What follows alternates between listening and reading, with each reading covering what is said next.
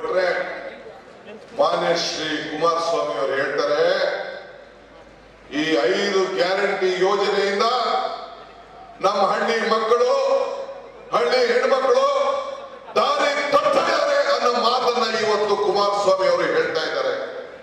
ಇದಕ್ಕಿನ್ನ ನೋವು, ಇದಕ್ಕಿನ್ನ ದುಃಖ, ಇದಕ್ಕಿನ್ನ ಮಾನವೀಯತೆಗೆ ಇದು ಹೆಣ್ಮಕ್ಳಿಗೆ ಮಾತ್ರ ಅಲ್ಲ, ಮಾನವ ಕುಲಕ್ಕೆ ಇದೊಂದು ದೊಡ್ಡ ಅವಮಾನ. ಇವತ್ತು ನಾನು ತಮ್ಮ ಮುಖಾಂತರ ನಾನು ಕೇಳ್ತಾ ಇದ್ದೇನೆ, ಈ ಕಾವೇರಿ ಭೂಮಿಲಿ ನಾನು ಕೇಳ್ತಾ ಇದ್ದೇನೆ, ಈ ಮಲೆನಾಡಲ್ಲಿ ನಾನು ಕೇಳ್ತಾ ಇದ್ದೇನೆ. ಮುಖ್ಯಮಂತ್ರಿ ಆಗಿದ್ದಂತ ಕುಮಾರಸ್ವಾಮಿ ಕ್ಷಮಾಪಣೆ ಕೇಳಲಿಕ್ಕೆ ನಾನು ನಿಮ್ಮ ಮುಂದೆ ನಿಂತಿಲ್ಲ. ಈ ದೇಶದ ಪ್ರಧಾನಮಂತ್ರಿಗಳು ಈ ಕ್ಷೇತ್ರಕ್ಕೆ